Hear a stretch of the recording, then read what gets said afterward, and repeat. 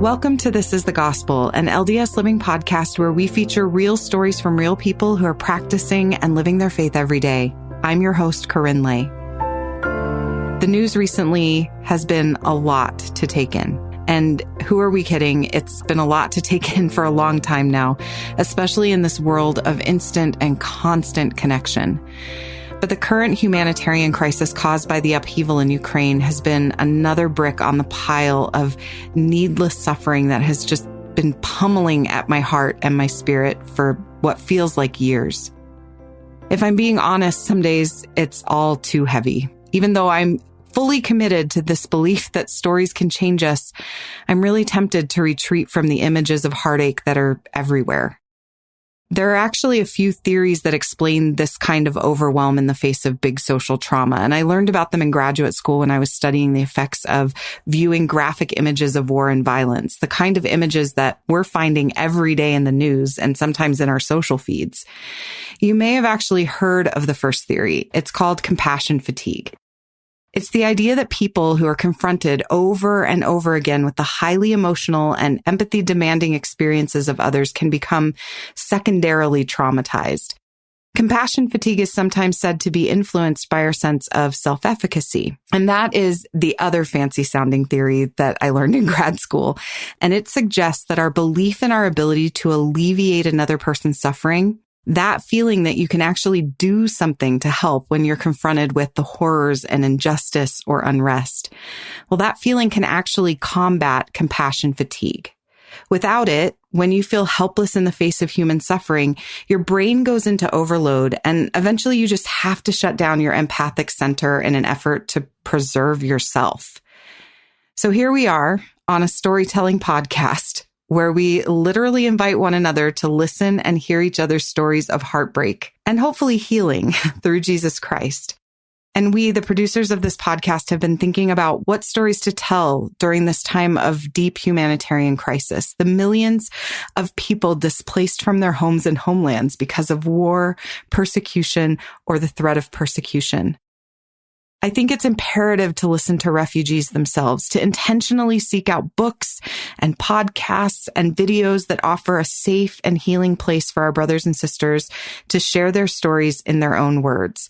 And in fact, my dear friend Aleli, herself a refugee from the Democratic Republic of Congo, was totally willing to share her experience of coming to the United States 5 years ago, but then COVID struck again and postponed our conversation just past the deadline for this episode. I'm really hopeful that we'll get to hear from her in a bonus episode when she's feeling better. But in the meantime, we have two stories that we really hope will offer you a shot in the arm of self-efficacy, a reminder that you are not helpless or hopeless in the face of others' suffering. Two stories from people, disciples of Christ, just like you, just like me, who let the Lord guide them past compassion fatigue so that they could show God's love to those who found themselves far from home. Our first story today comes from Bonnie. I walked into a bathroom one day in the middle of the summer in the desert in Kuwait. I'm at a military base. The bathroom is a trailer, and the trailer has little stalls for military members to be able to do a quick shower and get out and do their business. And as I walked in, there was probably 20 to 25 women, 30 children. They were all crammed in. Afghan refugees that came to our base here in Kuwait. I had traveled for days, had no food, no clothing, nothing on their backs. It was overwhelming.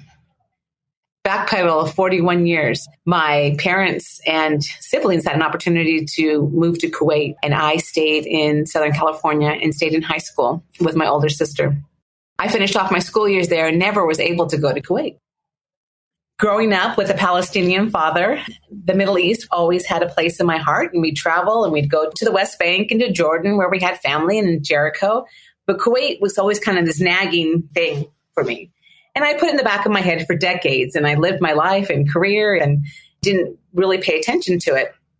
Fast forward a couple of decades, and it's 2020, the year of the pandemic, and I'm in the restaurant industry. Well, what industry got the biggest hit? It was the restaurant industry. And so there was a lot of thinking time of what am I doing and how am I being productive? And is this what I really want to do? There was a moment in September of 2020 where a friend of mine's mother had passed away. And for days I thought, I should really connect with her. I haven't seen this woman in 30 years, but I went to this woman's funeral, and through this connection, a opportunity came up to learn about the USO, which is the United Service Organization, which is a nonprofit organization that helps service members stay connected to home, family, and country. And so I did a little homework one night, and as I was looking at jobs for the USO and what they did, hundreds of jobs came up. What did I see? Kuwait. Kuwait was probably 4 inches on the page, and that's all I saw. And in that moment, my heart said, you're going to Kuwait. I have no military background whatsoever, no one military in the family, have no idea how to help service members, but knew that I was going to go work for the USO, help our service members, and go live in Kuwait. Sent all my paperwork in, got the job, and packed my bags. And in January of 2021, set off to hit to Kuwait. Got to the Middle East, super excited to be in Dubai, and waited for my time to get my visa to go to Kuwait. And January came and went, no visa. February came and went, no visa. March came and went, no visa. My heart sunk. I knew I was supposed to be in Kuwait. Months go by, and beginning of August, a new command comes into the region. And this new command, the colonel said, I need to get these people into Kuwait. So he did a lot of negotiations, and he got us into Kuwait in 3 days. I landed in Kuwait August 18th, 2021. On August 19th, I went into a meeting for the base command. And I hear we need to prepare because we're going to be receiving 6,000 refugees. And by the way, 4,000 service members out of Afghanistan in the next couple of days. This is my first day. What do you mean? So I listened to the whole meeting, and I felt inspired afterwards to stand up and say, excuse me, my name is Bonnie. I'm the new manager at the USO. And by the way, I'm a missionary for the Church of Jesus Christ of Latter-day Saints. Who do we need to call? And what do we need to do? I just felt so inspired to say, and a missionary for the Church of Jesus Christ of Latter-day Saints. No, I wasn't set apart. No, I have no badge. No, I'm not sent here by the church. But I do believe that we're all missionaries. They looked at me with, big eyes. Again, I'm nobody in this room with lots of bells and whistles on their uniforms. And they said, we need help. It was in that moment I knew why I had to wait to come to Kuwait. I didn't know quite what to do. So we made phone calls and doors opened. I had connections to bring in food, diapers, toothpaste, deodorant, sanitary supplies, and all the things that these refugees needed. We built 2 tent cities here on the base to house these people. And we had all these supplies that came in, and they weren't getting to the people. And I didn't understand that. And I kept looking at the major, and I said, we have all these things. Why aren't they coming to pick up the diapers? Why aren't they coming to pick up these supplies? And he said, we don't know what's happening. So trying to find out the disconnect of where the people are and why they weren't getting supplies led me to that bathroom. The smell of feces, the smell of urine, the smell of blood, dirt. And that's when I just took that deep breath and said a prayer. The only thing that came out in my mind is, help me, help me, help them. I can't talk to them. Just help me help them. And I kind of scooched down, and I saw all the scared eyes. And so I took off my mask so that the kids could see my face. And I started to talk to the kids, and I just pointed to myself and I told them my name. I'm Bonnie. I'm Bonnie. And then I would look at each of the women and I would say, with my hands held out, I'm here to help you. And I'd hold their babies and look eye to eye and make contact and touch them and hold their hand and touch their shoulder and look at them and look all the way through them and just let the spirit talk, spirit to spirit. But I'm here to help you, and I love you, and you're going to be okay, and we're going to do the best we can for you. So I hurried and ran back to the major, and I said, I know the problem. They're not getting the supplies because they're not talking to the soldiers. That's not part of their culture, and they're going to be embarrassed. I go, let me help. Let me take the supplies to them. And he said, Bonnie, can you do that? And I said, yes, I got a little red wagon. So I got my little red wagon and I put supplies into it. Then I'd go up and down the camps, and the women would just smile and come out of their doors and sneak the stuff, right? And come and say, and then more, they needed more. And so I would do that night after night and go and be with them. And then ended up opening up a little shop and made it so the women could come during certain hours and the men could come during certain hours, so the women could be taken care of. It wasn't hopeless anymore, and it wasn't desperation. It was, we gave them an opportunity to feel like there was hope.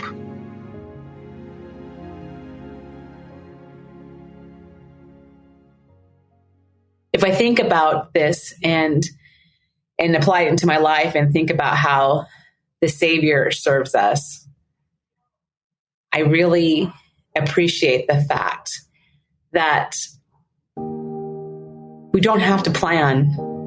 We don't have to know. We don't have to prepare.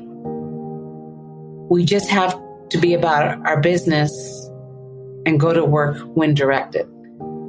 I think a lot of times that I've thought, oh, I need to make a list and go visit and make sure I make this and do this and prepare a package and prepare a note. And I don't know if that's required as much as how good it is to understand that we go about doing good when we can, and we rely on the Lord to show us the way, and He'll help us do what we need to do. And it was nothing I could have prepared for. How did I end up in the bathroom in the middle of the desert in August of 2021? I ended up there because the Lord needed me there.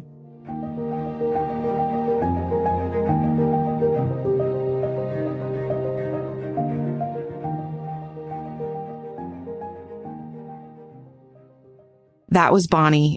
We're so grateful to her for making the time to call us from Kuwait to share this story. It reminded me of the first time I was ever in a situation where I needed help but didn't speak the language. And it was when I was living in Korea. I had locked myself out of my apartment. And although the experience of pantomiming with the non-English speaking security guard until I was crying and he was red-faced and sweatingly frustrated now feels like this fond comic memory, at the time, it was really scary. I didn't know how to get help. I had no clue about how to communicate my needs. Luckily, a Korean-speaking friend called me at just the right moment, but without her, I'm pretty sure I would have been sleeping in the hallway that night. For someone like me who loves words and feels some pride in my ability to communicate, it was absolutely devastating and terrifying to find myself suddenly unable to meet my own basic needs without an interpreter. But here's the thing. Even if you haven't ever been confronted with a language barrier, we've all had a time when communication was stunted. A frozen Zoom screen in the middle of an important conversation, a lost connection on the phone, a nonverbal parent, a crying baby that can't tell you what is wrong in the middle of the night.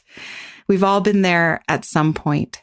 So when Bonnie said that the only thing she could think to do was to pray for the Lord's help in communicating, I suspect most of us can relate to that too. I love that she asked for help to help them and then got to work.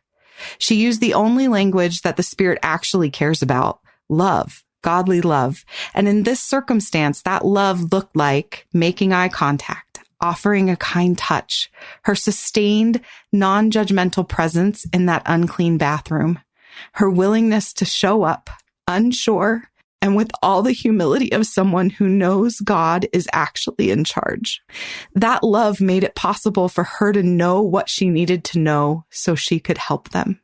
And here's where I think we get our lesson in self-efficacy from Bonnie's story.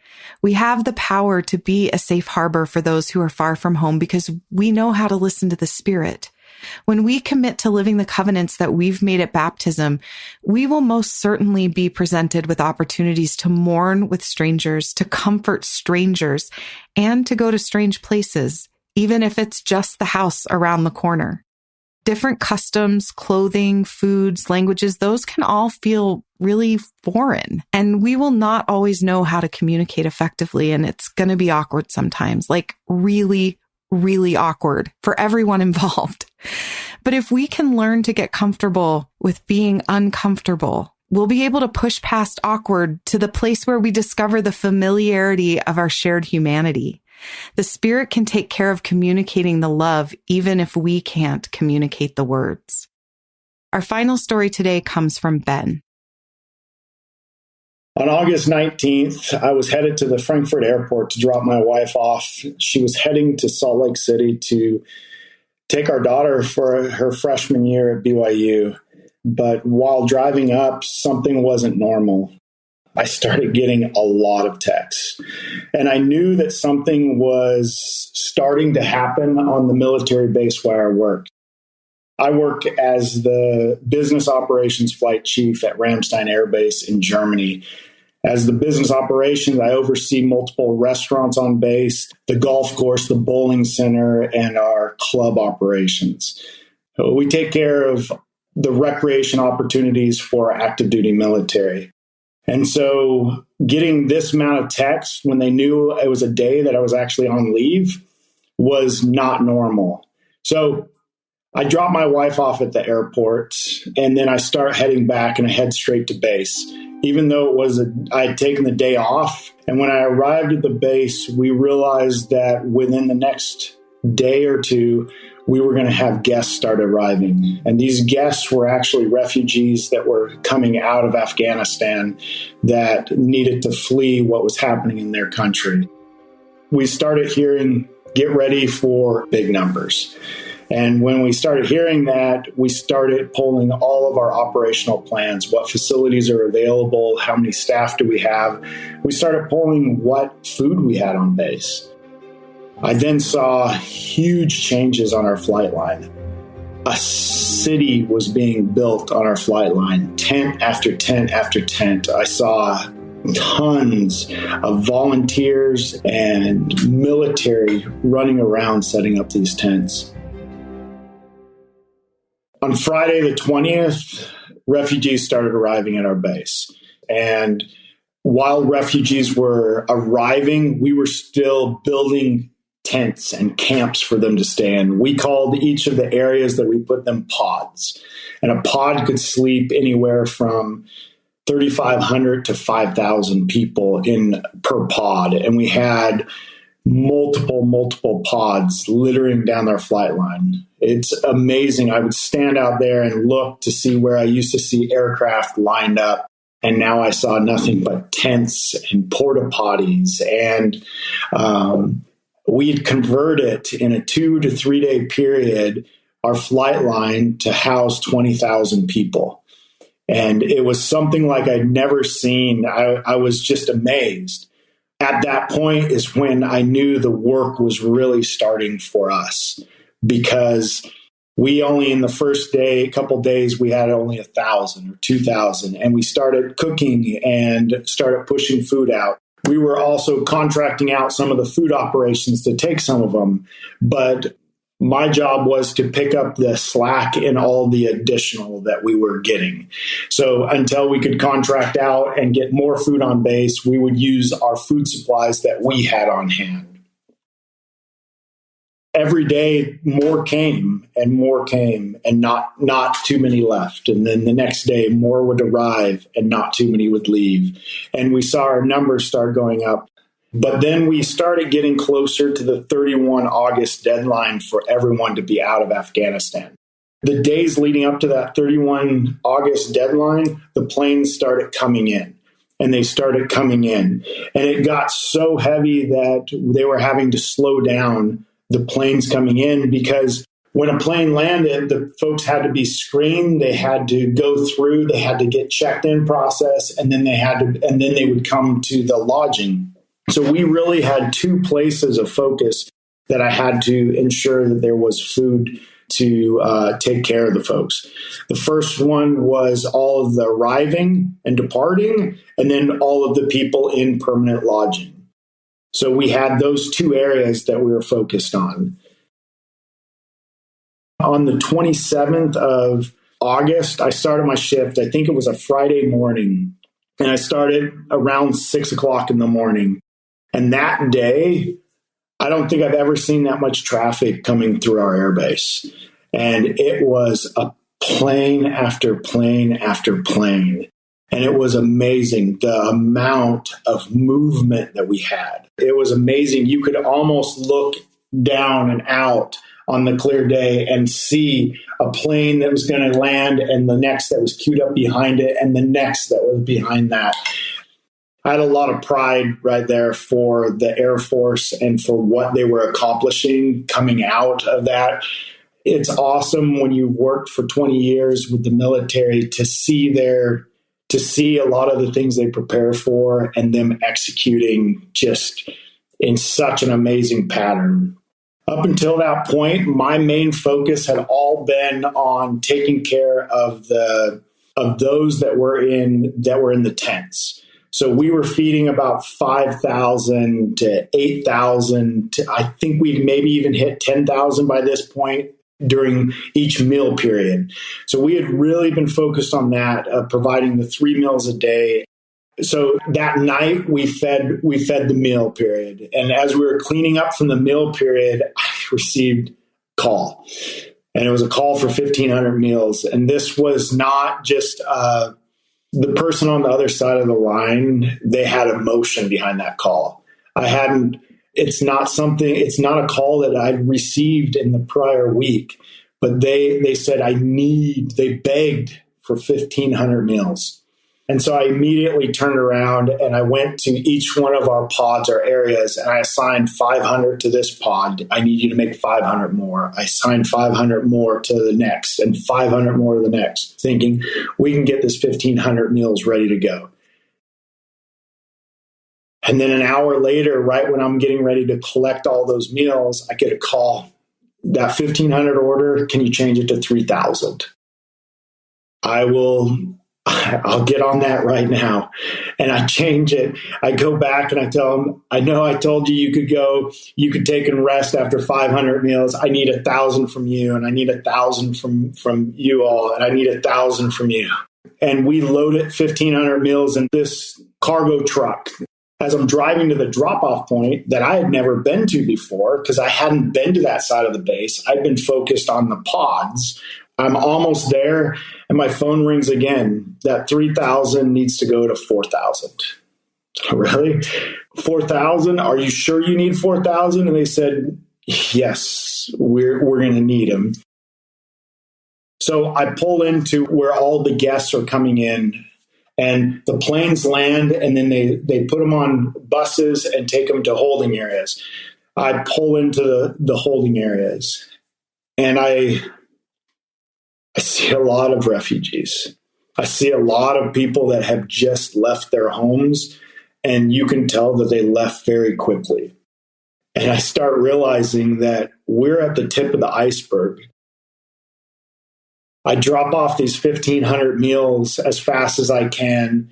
And while I'm dropping them off, they come running to me. Is there more? Is there more coming? When I say they come running, it's our security forces folks. It's our logistics folks. They come up and ask, hey, do you have more? And I go back. I pick up the 1,500 that they're making. I tell them I need 1,000 more. And then it turned into 2,000. By 1 o'clock in the morning, I'd received requests for 5,000 meals. I was able to deliver those 5,000 meals by about 3:30 in the morning. I'd started my shift at 6 a.m. the day prior, So about 3 o'clock in the morning, 4 o'clock in the morning, I'm sitting on the back of the tailgate of that truck, and I just unloaded the last of those 5,000.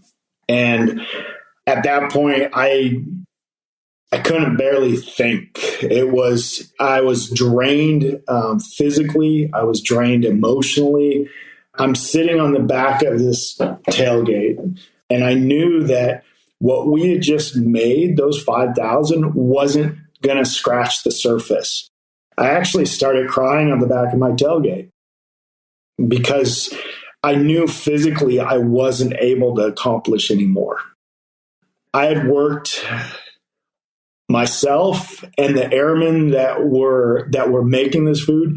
I'd worked them over. They were on hour 14, hour 16, because they did not want to fail either. I knew at that point the system itself was overwhelmed because we grew a city in 7 days from 0 to 10,000 with another 8,000 coming into this system. As I sat there just looking out, I remember it was just a soft night. There's lights everywhere, but just sitting on that tailgate and looking out, knowing these are children of God and they have to eat. I didn't know it could have been 2 days, 4 days. You saw the pictures of them waiting at the airport to get on. Well, they couldn't leave to go get food. They probably burned down their food supplies. And so I knew that we had to take care of them. Not knowing what to do, I knew I had to ask for help. And so I had the stake president's cell phone his number in my cell phone. And I remember it was at 4:33 on Saturday morning. And I'm crying as I'm writing this text to our stake president. The text read, "Help. System is overwhelmed. Need help making to-go meals ASAP. Call when you can."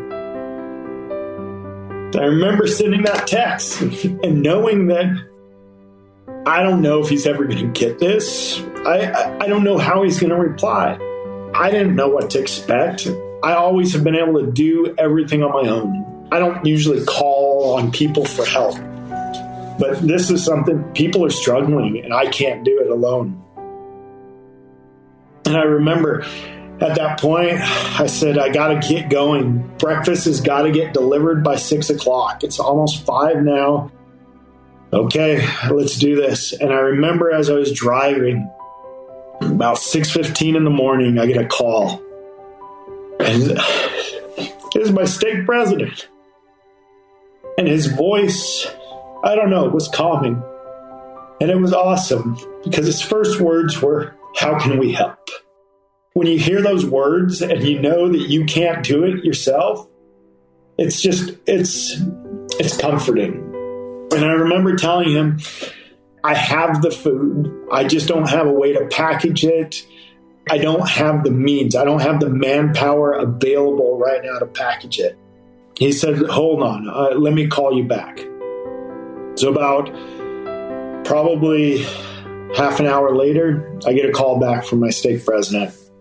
How about 10 o'clock in the morning? We'll meet you at the O Club. Perfect. Officers Club, 10 o'clock, you're going to bring some people. Then he asked, what supplies do you need? I told him, I have everything. And he says, no, what supplies do we need? What are we going to be packing? Told him we're going to be packing fruit, bread, yogurt, hummus, anything that we can feed, dates, anything that we have, we're going to be packing it. He said, great. I'll see you at 10 o'clock. At 9:40 in the morning, I'm there with my coworker saying, and this is a Saturday, most of the base parking lots are empty. All of the action is down on the flight line. I come around the corner and I see the O Club parking lot, and it is full of cars, just packed. And as I pull into the O Club, I see hundreds of people. These are families. These are YSAs. These are our missionary couples that are here. These are the elders from our church. I see them all, and they're just standing there waiting. And as soon as I pull up, a couple of them come up and ask, okay, what can we do? At that time, I just got another text saying, I've got to go. I've got another emergency that I've got to take care of. I let my coworker jump out and I said, just get them arranged. You know the food, we have to get it to them. At that point is when I head out. And it was funny. Within 20 minutes, I get a text from my coworker who's not a member of our church. And she says, these people are amazing. I wasn't sure what she was talking about until about a half an hour later, I made it back. And they had taken our officers' club, and where I had pallets stored, they had completely reorganized one of our entire giant ballrooms, and they had reorganized it into a complete packing and distribution facility. They had set up food lines, 2 food lines. And so someone would come grab a plastic bag. They'd walk through and they'd get the 2 fruits dumped in there. They'd get a yogurt put in. They'd get their spoon put in. And they would take it down that line and get all the food put in and tie it off, put it in these giant bins that we had. And then they would just keep coming. And so there was hundreds of people. And then the primary children were running through. It was like a giant trick-or-treating event for them. They loved it. It was the bag game. And it was old and young coming through. As I came in and saw this, they were already producing. They had already made 500 meals to distribute. The other thing that was amazing that I saw, I didn't recognize a lot of the food that they were packing. I knew all the food that we had. I knew the pallets. I'd carried most of those pallets in. I knew exactly what we had bought that we were ready to distribute. The bread that we were distributing didn't come from us. The yogurt, the fruit. And I asked, where's this coming from? This is members bringing this in because they want to help. And I was amazed. I mean, it took what we had and doubled it. So now it wasn't 5,000. I was ready to feed even more. As they were packing all the food, I remembered the Savior when he broke the bread and the fish, and he started distributing it, and there was more, and there was more. And I remember sitting in that room thinking, I have more food now than what I had before I even started this. And I don't know where it all came from, but it's a miracle. At that point, a couple of my staff came and they took away my keys because they realized that I'd hit 26, 28 hours shift, and they knew that I wasn't safe to be driving. At that point, I saw my boss. He was sitting over in the corner with my coworker. I wandered over and I sat next to them, and both of them, who are these people? Where did they come from? How did you get so many people? And I told them, I sent a text. I asked for help, and this is the response. And they said, your church is amazing. I can't even explain how that missionary moment right there, I didn't have to say anything. The work, the people said it all.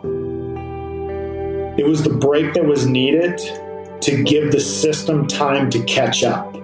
And once the system caught up, we were able to meet the demand.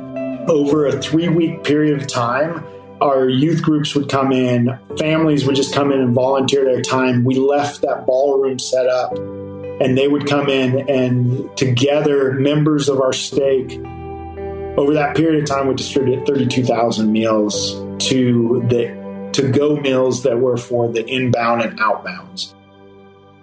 I think about our Savior. If he'd sat on that back of that tailgate with me, he would have wept with me. He would have cried with me. He would have put his arm around me. And then you would have done exactly what we did. Let's find other servants who are willing to help.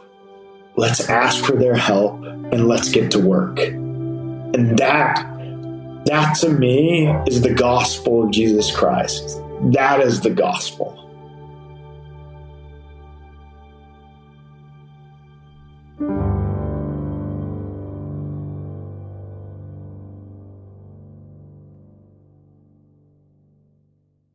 That was Ben. His literal story of fatigue made me weep big, fat tears the first time I heard it because it speaks gospel truth. We are not alone physically or spiritually in our efforts to care for one another. That is our tool for self-efficacy from Ben's story today. Exhaustion, fatigue, those are real feelings that should be honored. And I am so glad that Ben had coworkers who took the keys and sent him home to sleep. We rest and then we rise and then we find other servants who are willing to help. We ask for their help and we get to work together.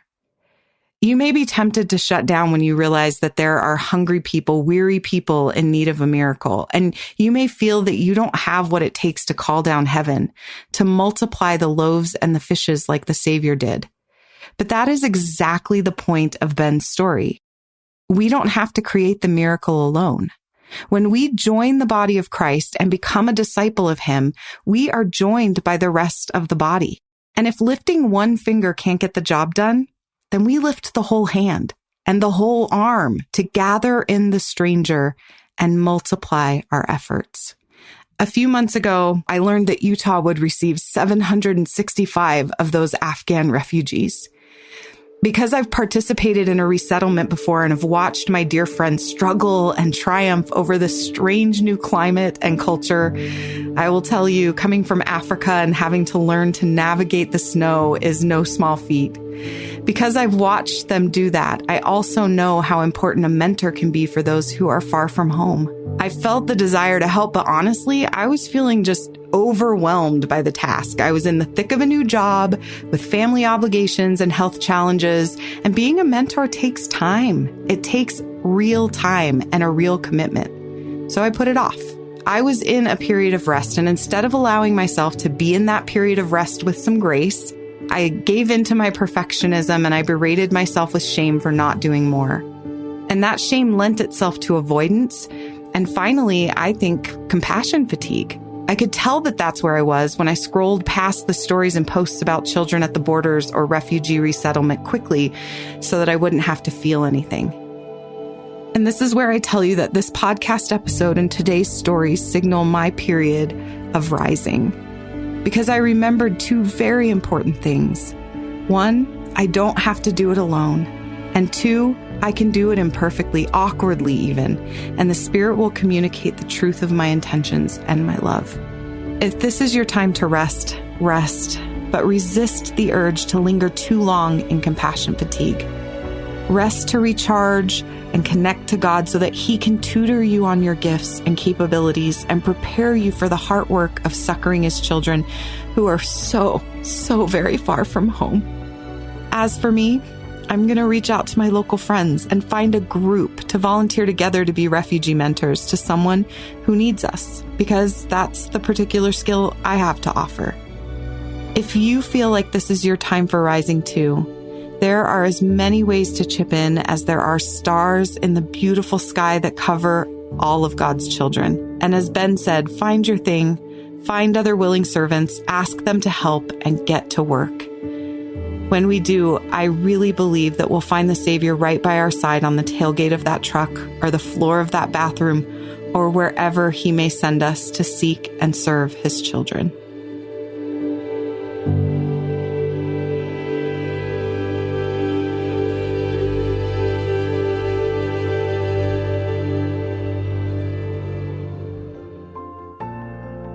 That's it for this episode of This is the Gospel. Thank you to our storytellers, Bonnie and Ben, and a special thank you to Kelly in Germany for taking my impassioned WhatsApp messages as I was looking for stories. You can learn more about our storytellers in our show notes at ldsliving.com/thisisthegospel. And if you're looking for a resource to help you find ways to help local refugees in your area, we'll have a link to the Just Serve website from the church that matches volunteers with local opportunities and organizations. We're also huge fans of the IRC, the International Rescue Committee, and their global effort. We'll have a link to them as well. All of the stories in this episode are true and accurate as affirmed by our storytellers. If you have a true story about your life and living the gospel of Jesus Christ, we want to hear it. You can call and pitch your story on our pitch line at 515-519-6179. We meet so many of our storytellers this way, and you'll have 3 minutes to leave us a pitch. So plan ahead and give us the best parts first so we can learn as much as we can about you and your story. You can find more tips on how to pitch a great story by following us on Facebook or Instagram at thisisthegospel_podcast. And if you are enjoying this new season of great stories, please tell us about it. You can leave us a review on Apple, Stitcher, or whatever platform you listen on. Reviews help this podcast to show up more often in the recommendations so new people can find us and be inspired. This episode was produced by Katie Lambert and Erica Free with additional story production and editing by Kelly Campbell and Erica Free. It was scored, mixed, and mastered by Mix at 6 Studios. Our executive producer is Aaron Hallstrom. You can find past episodes of this podcast and other LDS Living podcasts at ldsliving.com/podcasts.